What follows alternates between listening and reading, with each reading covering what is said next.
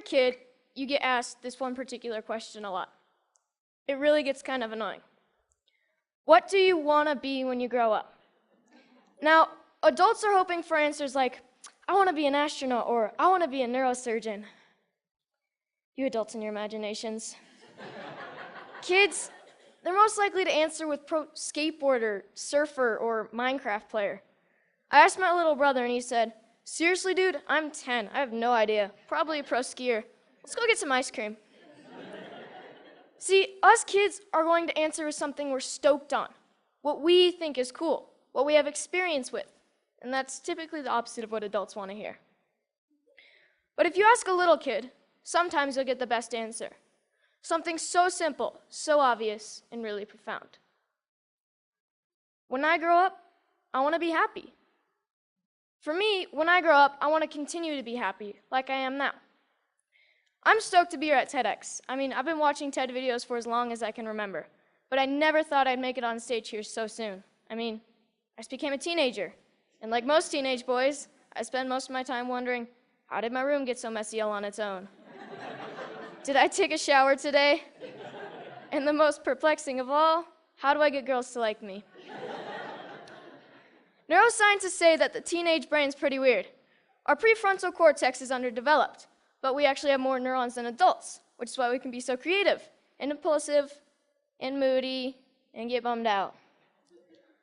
But what bums me out is to know that a lot of kids today are just wishing to be happy, to be healthy, to be safe, not bullied, and be loved for who they are. So it seems to me when adults say, what do you want to be when you grow up? They just assume that you'll automatically be happy and healthy. But maybe that's not the case. Go to school, go to college, get a job, get married, boom. Then you'll be happy, right? We don't seem to make learning how to be happy and healthy a priority in our schools. It's separate from schools. And for some kids, it doesn't exist at all. But what if we didn't make it separate? What if we based education on the study and practice of being happy and healthy? Because that's what it is, a practice, and a simple practice at that. Education is important, but why is being happy and healthy not considered education? I just don't get it. So I've been studying the science of being happy and healthy. It really comes down to practicing these 8 things: exercise, diet, nutrition, time in nature, contribution, service to others, relationships, recreation, relaxation and stress management, and religious or spiritual involvement. Yes, got that one. So these 8 things come from Dr. Roger Walsh. He calls them therapeutic lifestyle changes, or TLCs for short. He's a scientist that studies how to be happy and healthy. In researching this talk, I got a chance to ask him a few questions like, do you think that our schools today are making these 8 TLCs a priority? His response was no surprise. It was essentially no. But he did say that many people do try to get this kind of education outside of the traditional arena, through reading and practices such as meditation or yoga. But what I thought was his best response was that much of education is oriented, for better or worse, towards making a living rather than making a life. In 2006, Sir Ken Robinson gave the most popular TED Talk of all time, Schools Kill Creativity. His message is that creativity is as important as literacy, and we should treat it with the same status. A lot of parents watch those videos. Some of those parents, like mine, counted it as one of the reasons they felt confident to pull their kids from traditional school, to try something different. I realize I'm part of this small but growing revolution of kids who are going about their education differently. And you know what? It freaks a lot of people out. Even though I was only 9 when my parents pulled me out of the school system, I can still remember my mom being in tears when some of her friends told her she was crazy and it was a stupid idea.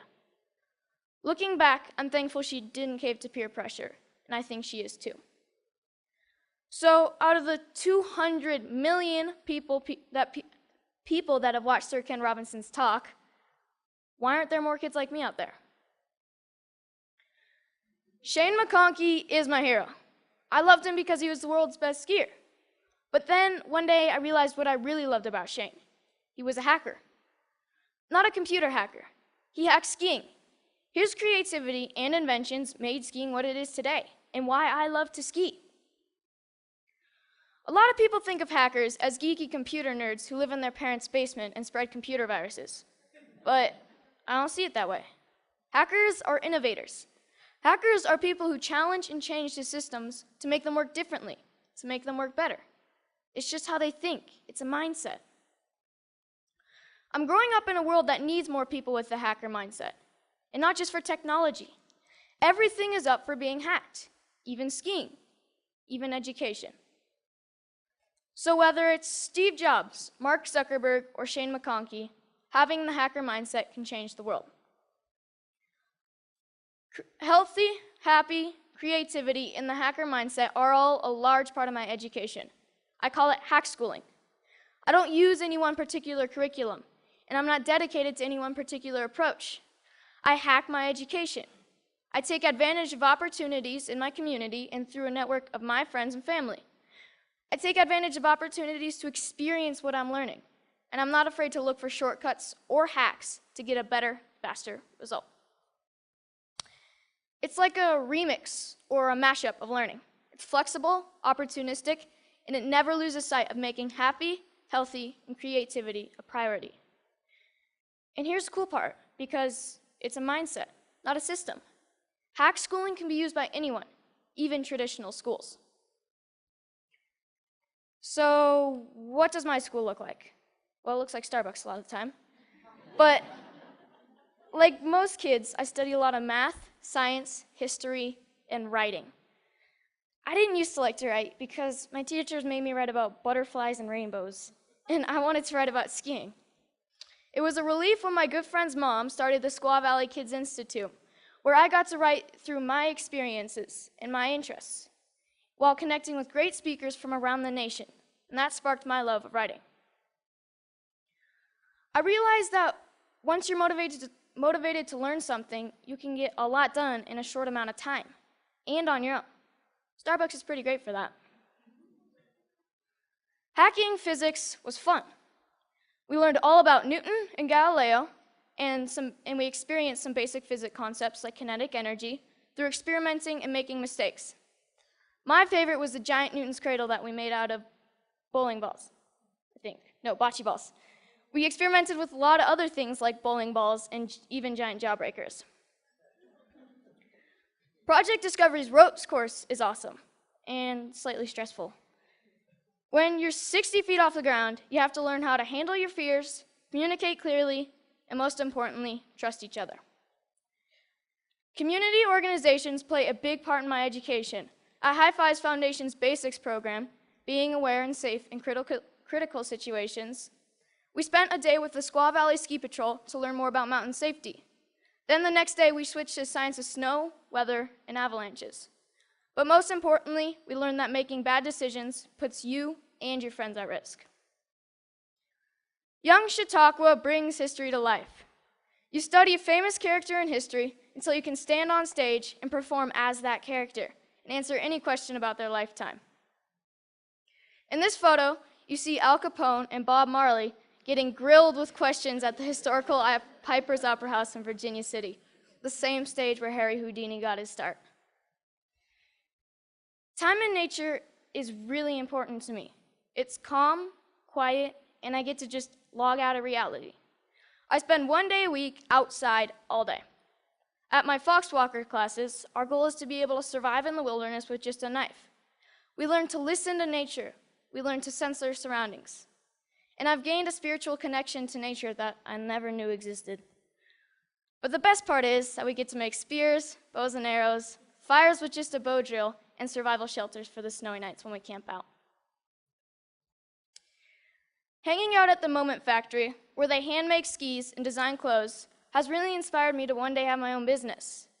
The guys at the factory have showed me why I need to be good at math, be creative, and get good at sewing. So I got an internship at Big Truck Brand to get better at design and sewing.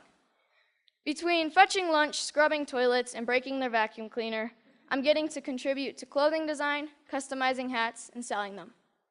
The people who work there are happy, healthy, creative, and stoked to be doing what they're doing.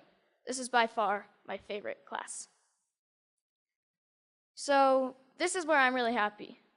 Powder days. And it's a good metaphor for my life, my education, my hack schooling. If everyone skied this mountain, like most people think of education, everyone would be skiing the same line, probably the safest, and most of the powder would go untouched. I look at this and see 1,000 possibilities. Dropping the cornice, shredding the spine, looking for a tranny from cliff to cliff. Skiing to me is freedom, and so is my education. It's about being creative, doing things differently. It's about community and helping each other. It's about being happy and healthy among my very best friends. So I'm starting to think I know what I might want to do when I grow up. But if you ask me, what do I want to be when I grow up? I'll always know that I want to be happy. Thank you.